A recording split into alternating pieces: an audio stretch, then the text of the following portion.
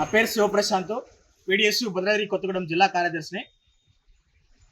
గత 2 రోజుల కిందట ఢిల్లీలో జరిగినటువంటి నీట్ పరీక్ష ఆషాఢ మాసం సందర్భంగా మన కాసం ఫ్యాషన్స్ కిలో చీరలు కొనండి, అరకిలో చీరలు ఉచితంగా పొందండి.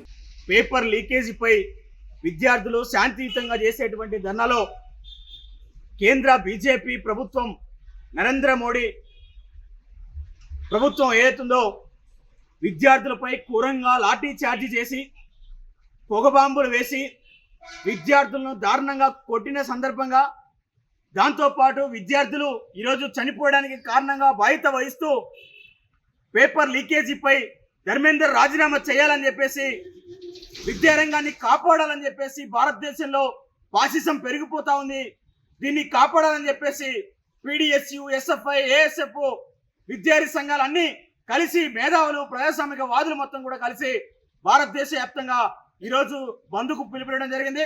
భద్రాద్రి కొత్తగూడెం జిల్లాలో సంపూర్ణంగా విద్యార్థుల బంద్కు స్వాగతం పలుకుతూ విద్యార్థుల అభిప్రాయాలు కూడా తెలియజేస్తా ఉన్నారు. బీజేపీ ప్రభుత్వం ఏర్పడిన దగ్గర నుంచి 154 సార్లు ఈరోజు పేపర్ లీకేజీ అవడం వల్ల అసలు విద్యార్థులు అనేక ఇబ్బందులు పడుతున్నటువంటి పరిస్థితి. లక్షల కోట్ల రూపాయలు ఈరోజు కోచింగ్ సెంటర్లు కట్టడం, దాంతోపాటు క్వాలిటీ సంబంధించినటువంటి విద్యార్థులు బయటకు రాకోకుండా, అసలు ఏమీ తెలియకుండా విద్యార్థులు బయటకు వచ్చి ఈ సమాజం పట్ల అనేక సంబంధించినటువంటి దాంట్లో ప్రభావం పడతా ఉంది. దీనికి కారణం మొత్తం కూడా బీజేపీ ప్రభుత్వం. ఖచ్చితంగా ధర్మేందర్ పాల్ ఖచ్చితంగా రాజీనామా చేయాలి. దాంతోపాటు విద్యాశాఖ సంబంధించినటువంటి దాన్ని కూడా బాగుపరచాలని చెప్పేసి కూడా పీడిఎస్ ఇతర సంబంధించిన సంఘాలు బంధువు పిలువడం జరిగింది. ఖచ్చితంగా రానున్న రోజులలో విద్యార్థులు చనిపోతూ ఉన్నారు. నీటి పరీక్ష పేపర్ ఏదైతుందో దానికి ఖచ్చితంగా పేపర్ లీకేజ్ వల్ల 12 మంది విద్యార్థులు చనిపోయారు. దాంతోపాటు ధర్నా కారణంగా లక్షల మంది విద్యార్థులకు గాయాలయ్యాయి, దాంతోపాటు చనిపోయారు. పోలీసులు చాలా క్రూరంగా వాళ్ళకి కలిసి ఈ భారతదేశ సంబంధించిన పౌరులను చూడకుండా దారుణంగా కొట్టారు. దీనికి బాధ్యత వహిస్తూ ఖచ్చితంగా రాజీనామా చేయాలి.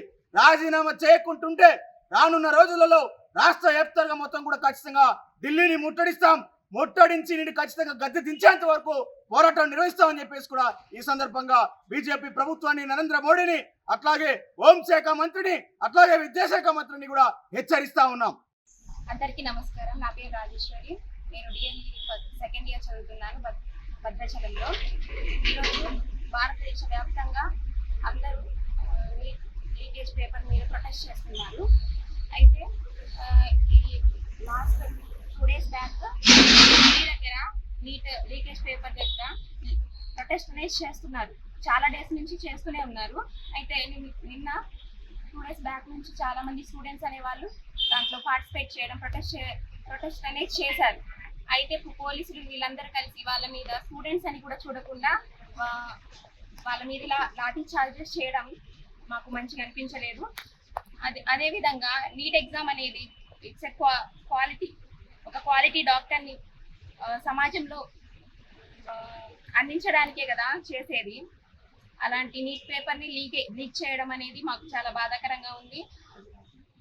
రాజీనామా చేయాలి. సెంట్రల్ మినిస్టర్ ధర్మేంద్ర ప్రధాన్ గారు రాజీనామా చేయాలని కోరుతున్నాము. My name is Sameera. నేను భద్రాచలం డిఎల్ఈడి కాలేజ్లో సెకండ్ ఇయర్ చదువుతున్నాను. ఇప్పుడు మనం చూస్తే ఢిల్లీలో నీట్ పేపర్ లీకేజ్ అయింది కదా, అలా నీట్ పేపర్ లీకేజ్ అవ్వడం ఎడ్యుకేషన్ మినిస్టర్ నిర్లక్ష్యమే ఇది. సో ఎడ్యుకేషన్ మినిస్టర్ రాజీనామా మంచిదని కోరుకుంటూ, ఇంకా ఫ్యూచర్ లో ఇంకా పేపర్స్ లీకేజ్ అవ్వవని మనకు నమ్మకం లేదు కదా. యాజ్ ఎ టీచర్ గా మేము ఆలోచిస్తే డిఎస్సి పడినప్పుడు మా పేపర్ కూడా లీకేజ్ అవ్వచ్చు. దీనికి ఎడ్యుకేషన్ మినిస్టర్ ప్లస్ మన నరేంద్ర మోడీ గారు రెస్పాన్సిబిలిటీ ఇవ్వాలని. ఈ నీట్ పేపర్ లీకేజ్ వల్ల చాలా మంది పేద విద్యార్థులు కూడా బాధపడడం. నైట్ చూస్తే న్యూస్ 25 మెంబర్స్ స్టూడెంట్స్ ఆత్మహత్య చేసుకున్నారు. అది మనకు చాలా బాధాకరమైన విషయం. ఇంకా వాళ్ళు ప్రశాంతంగా నిరసన చేస్తుంటే పోలీసులు గ్యాస్ లీక్ చేయడం, అలా లాఠీ చార్జ్ చేయడం మంచిది కాదు. వాళ్ళు కూడా మనకు సపోర్ట్ ఇవ్వాల్సింది పోయి వాళ్ళే మనల్ని శిక్షిస్తే, ఇంకా స్టూడెంట్ సంఘం కూడా ప్రొటెక్షన్ కోసం ట్రై చేస్తున్నారు కాబట్టి మాకు కొంత సపోర్ట్ ఇవ్వాలని కోరుకుంటూ ఎడ్యుకేషన్ మినిస్టర్ రాజీనామా చేయాలని అనుకుంటున్నాం.